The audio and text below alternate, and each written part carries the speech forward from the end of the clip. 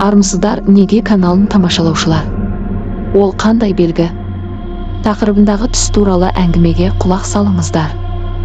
Ербол күндегі әдетінше жұмыстан келген соң асығыс кешкі тамағын ішер-ішпестен диванға құлады. Теледидар көріп жатып көзі ілініп кеткен екен. Тіпті төсегіне барып та жатпапты. Дәл осы сәтте ол түс көрді. Түсінде 5 қабатты тұрғын үйдің астындағы подвалда, яғни жертөледе жүр екен. Ал ол жерде көшеден жарық түсетін подвал саңылауларынан сыртқы көшеде не болып жатқаны, кім жүргені көрінеді. Алғашында ол подвалға кіргенде әлгі жарық сәуле түсіп тұрған тесіктерден көшеде, подъезд алдында бірен-саран адамның жүргенін байқады. Тек содан кейін ғана жан-жағына қарағаны сол еді. Бағадан бері қараңғыға көзі үйренбей, ештемеде көрмеген екен. Енді байқаса әлгі подвалдың бұл бас сұққан бөлмесінің екі жақ қабырғасына сүйенген адам бейнелерін, яғни сұлбаларын байқады. Олар тіз қатар тізілген, бейне бір мұражайдағы экспонаттар секілді. Оң жағында 5-6 сұлба және сол жағында да соншама адам сүйенген күйі қозғалыссыз орналасқан. Бірақ бір байқағаны, олардың барлығы да тігінен емес, еңкіш тартып, бүкірейіп, бір жағына қисайған күйде қатқанда қалған. Ербол олардың жанына барып, мумияға айнала бастаған өлген адамдардың денелері екенін аңғарды. Кәдімгі құмға айнала бастаған, түртіп қалсаң үгітіліп кететін секілді. Көпшілігінің жастары иегде тартқан адамдар болғандығы көрініп тұр. Киімдері де әбден тозып шіріп тесілген. Соңғы бейненің жанына барғанда оның аздап қимылдағанын көрді. Енді айналасындағы мумиялар да аздап қимылдайтын секілді. Тіпті бір-бірімен ақырын ғана, өте баяу әр құлаққа талып естілетін дауыспен сөйлесе бастады. Бірақ орындарынан қозғалмайды.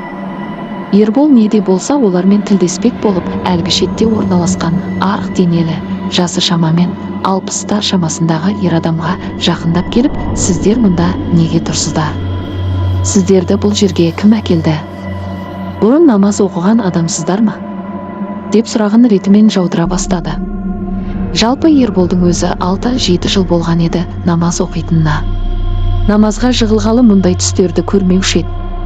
Бірақ ол намазды көбінесе кейбірін қаза қылып оқушы еді. Тіпті өзі ішпесе де, ішімдік ішілген жерлерде соңғы уақытта көп жүріп еді.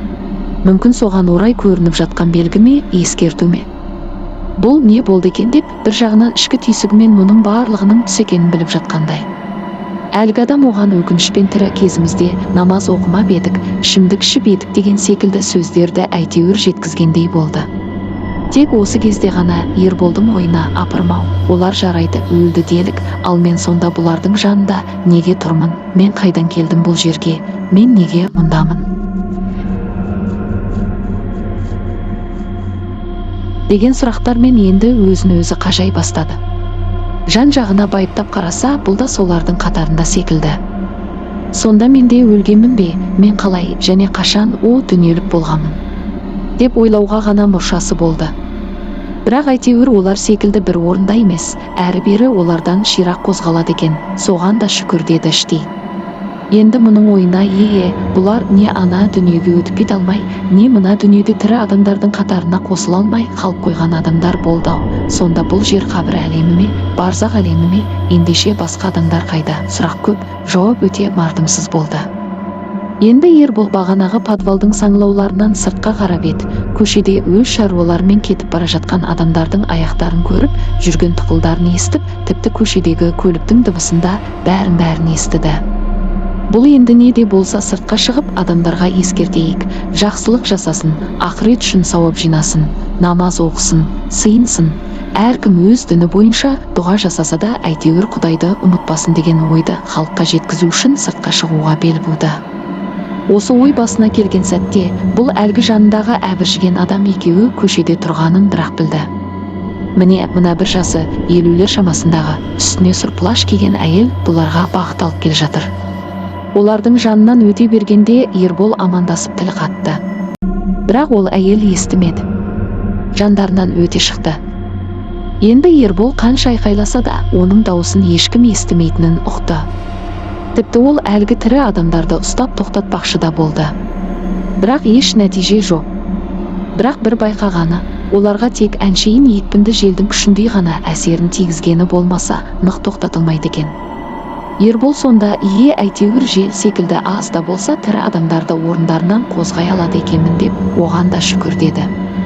Бірақ намазды қаза қылған сәттері иманға келсе де, бойындағы кейбір жағымсыз әдеттерінен, яғни ашушаңдық, сабырсыздық, біреуді ғайбаттау, табыстың адал емес екендігіне мән бермеу сәттерден арыла алмағандығы есіне түсе бастады. Осы сәтте бұлардың адамдарға айқайлаған дауыстарын айналасындағы адамдар ести бастағандай болды. Бірақ барлығы естісе де, естімегендей кейіп танытып, жандарынан жақтырмай бір қарайды да өте шығады. Сонда ғана Ербол өзінің және жанындағы серігінің үстіне көз тоқтатып қарап еді. Киімдері өте ұсқынсыз, сырттай қараған адамдарға ол екеуі бейне бір арақтан әбден айныған адамдар секілді көрінеді екен.